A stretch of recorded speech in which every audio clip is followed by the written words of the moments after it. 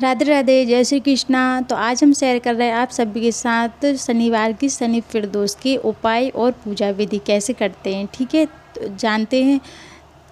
भूल कर भी आपको ये गलती नहीं करना है, नहीं तो बाद में पछताओगे और मनोकामना पूर्ण भी नहीं होगी। तो वीडियो को लास्ट तक ज़रूर देखिएगा और लास्ट तक अंत तक बने रहिएगा। जो आपको नहीं आया, जो समझ में नहीं आया, वो आप कमेंट करके पूछ सकते हैं। ठीक है, तो यहाँ पे मैं कर रही हूँ स्टार्ट अब पूजा की विधि।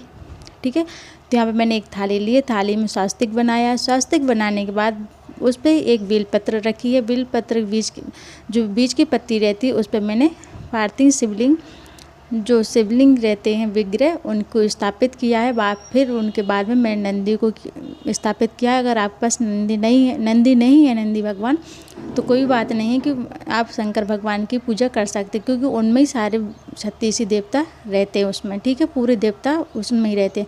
तो आपको जल कैसे चढ़ाना है, पहले गणेश जी की यहाँ पे चढ़ाना है, फिर कार्तिक को और अशोक सुंदरी के ऊपर, फिर जो आपकी जो शिवलिंग की पिंडी है उसके ऊपर गोल गोल घुमाना है। गोल गोल घुमाने के बाद फिर आपको उनको जो शुद्ध जल होता है, साधारण जल, उसमें थोड़ा सा गंगा जल डाल लीजिएगा। ठीक है, फिर उनको अभिषेक कराना है। पहले सादा जल से अभिषेक कराना है, फिर पंचामृत से अभिषेक कराना है। आपके पास गंगा जल है तो उसको डाल लीजिएगा प्रदोष की व्रत कथा, मतलब प्रदोष की पूजा में। अगर आप डेली अभिषेक कर सकते हैं शिव जी का तो और अच्छी बात है। फिर यहाँ पे मैंने दूध से अभिषेक किया है। और यहाँ पे आपको ठाकुर जी को जो रोली का चंदन लगाते हैं, कोई कुछ रोली का चंदन लगा देते हैं, जिससे रोली का चंदन नहीं लगाना है आपको सिंदूर का, वो लगाने से भोलेनाथ बाबा का, महादेव का, उनका सिर दुखता है। ठीक है, तो आपको ये इन बातों का ध्यान रखना है। आपके पास अगर लाल चंदन है तो लाल चंदन लगा लीजिएगा, और ज़्यादा हो सके तो आपके पास गोपी चंदन है वो लगा लीजिए, क्योंकि भोले बाबा भी श्री कृष्ण भगवान के भक्त, वो उनके प्रिय मित्र हैं। ठीक है, उनके गुरु हैं, और महादेव जी श्री कृष्ण के गुरु हैं।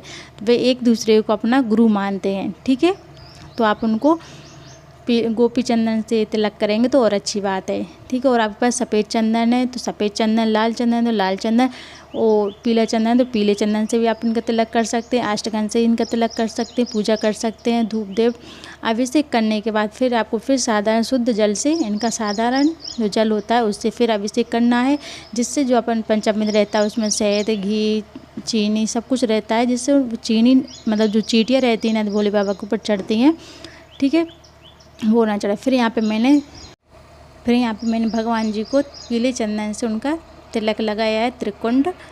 ठीक है, फिर त्रिकुंड लगाने के बाद फिर एक मैंने ऊपर भी तिलक लगाया है। उसके बाद तिलक लगाने के बाद फिर आपके पास अगर बेलपत्र है तो बेलपत्र चढ़ा दीजिए। अगर आपके पास नहीं है तो 5 वृक्ष की कोई सी भी पत्ती तोड़ के भोले बाबा को चढ़ा दीजिएगा और अपनी मनोकामना पूर्ण के ये आपको 5 प्रदोष कर लीजिएगा। तो आप खुद देखेंगे आपके घर में, आपकी तरक्की में, और कई दुकानें आपके व्यापार नहीं चल रहे हैं तो वो सब चलने चालू हो जाएंगे।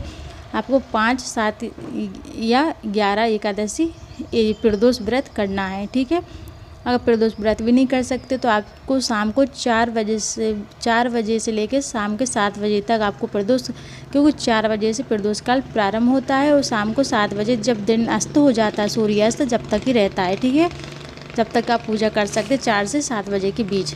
ठीक है, तो यहाँ पे मैंने भगवान जी को लाल जो सिंदूर रहता है जी मैंने जलाधारी के ऊपर लगाया है, क्योंकि जलाधारी जो हस्त का बल रहता है वो माता पार्वती का हस्त रहता है, गद्दी। ठीक है, तो यहाँ पे आप उनको सिंदूर दान कर सकते हैं माता पार्वती को। उसके बाद यहाँ पे मैंने आखा चावल लिया है। आखा चावल उसको बोलते हैं जो टूटा हुआ चावल ना हो। आपको भोले बाबा को जो कुछ भी चढ़ाएं, उनको अधूरा पसंद नहीं है कुछ भी, उनको बस सेंगा ही चढ़ाएं। आँख मतलब सेंगा होता है, सेंगा चावल, उसको उनके घर में मतलब जो भोले बाबा रहते हैं मंदिर में नारियल भेंट रखते हैं, फोड़ते नहीं हैं उसको, तो उसको आका बोलते हैं। ठीक है, फिर आप समी पत्र चढ़ाएं और बेलपत्र चढ़ाएं, और आज प्रदोष है तो एक कनेर का पुष्प जरूर चढ़ाएं। ठीक है, कनेर का पुष्प आपकी मनोकामना बोल के चढ़ाएं। कनेर का एक पुष्प चढ़ाने से आपकी जो भी कठिनाइयाँ, कितनी बुरी, आप कई दिनों से जूझ रहे हैं, आपका काम नहीं हो रहा है, कई बार अटक रहा है, तो आपको एक कनेर का फूल लेना है और शाम को प्रदोष काल में भोले बाबा को अपनी जो इच्छा है वो बोल के महादेव जी को चढ़ा देना है। वो भी अशोक सुंदरी के पास में रखना है। जो बीच की लाइन में जल बहता है उसको जलाधारी बोलते हैं।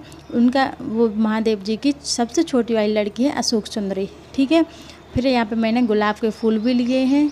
जो गुलाब की पत्ती भी अगर आप चढ़ाते हैं 7 या 11, 5, उससे भी मनोकामना पूर्ण होती है।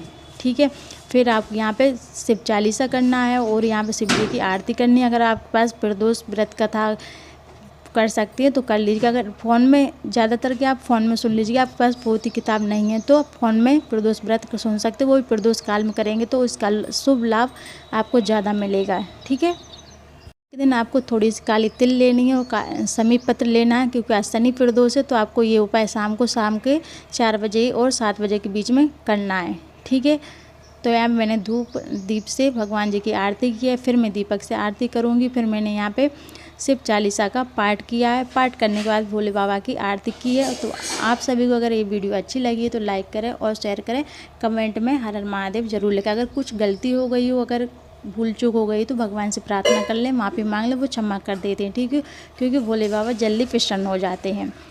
फिर मैंने बाद में शिव चालीसा किया है। ठीक है, सभी को राधे राधे, जय श्री कृष्णा। अगर कुछ समझ में नहीं आया तो आप बीच में कमेंट करके पूछ सकते हैं। ठीक है, कि उपाय कब करना है, कितने बजे करना है, कैसे करना है, तो मैं आपको रिप्लाई कर दूँगी। ठीक है, राधे राधे, जय श्री कृष्णा।